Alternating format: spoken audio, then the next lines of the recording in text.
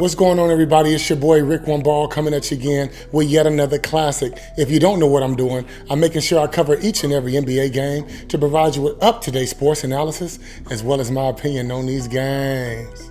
I see it.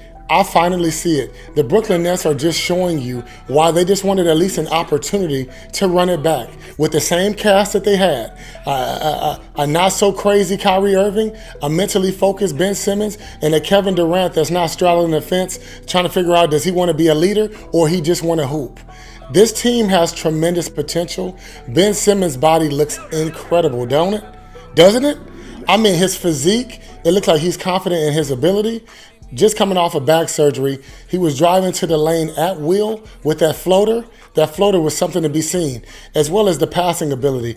Ben Simmons has always been pass first, but oh my God. At one point, he had 6 points and 6 assists. You can't teach that type of thing. And I always teach some of my young players that I be training, you want to develop a triple threat position that keeps the defense honest. Make the defense really come out there and guard you for the pass, guard you for the jumper, and guard you for the dribble. Ben Simmons is that. Even though his jumper is still struggling, if he can get that mid-range floater intact, and that's a part of his game going forward, the Brooklyn Nets is going to be a real big problem to deal with. Let me tell you that right now. I'm quite surprised that Joe Harris is still taking up a roster spot on this Brooklyn Nets team. I mean, it seems like his name has been swirling around in trade talks for the last 2 years. He's been injured for at least the last 2 years, according to my estimation. And now you add that on top of Seth Curry nursing back an ankle injury, and he still haven't made it to any preseason basketball yet.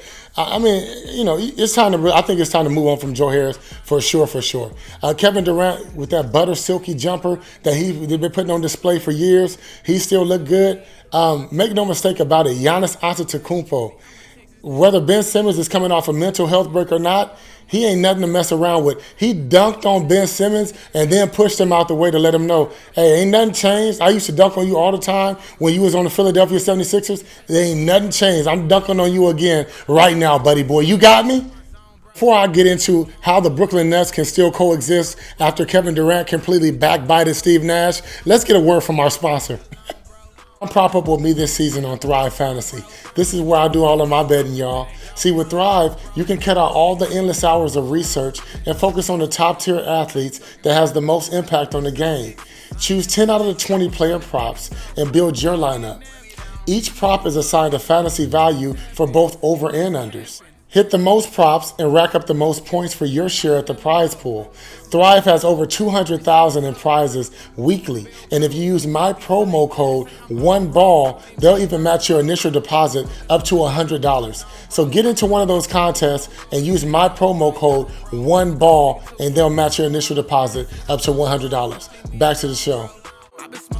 Now, I do think that Steve Nash is a true professional with turning the other cheek, which he has to. It's his contract. He's the head coach of the Brooklyn Nets. He has to turn the other cheek. Even though Kevin Durant wanted him fired, he knows in the back of his mind, this Brooklyn Nets team, they have tremendous upside.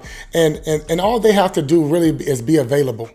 If they are available, this team I can definitely see representing the Eastern Conference, especially after Ime Udoka has left the the Boston Celtics for the next year. I definitely can see the Brooklyn Nets representing the Eastern Conference.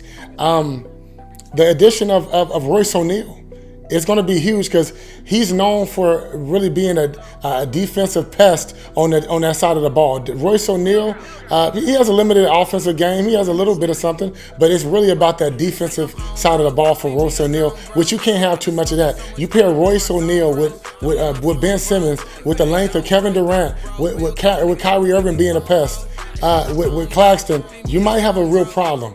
Might have a real problem. I'm going to be making sure I cover each and every NBA game regular season after the 18th. So, hold me to that. I'm going to be doing that. I really am. But on this preseason tip, I'm just, picking my little spots. I appreciate you guys for rocking with me. You already know who it is. It's your boy, Rick One Ball. Like, comment, subscribe. Woo!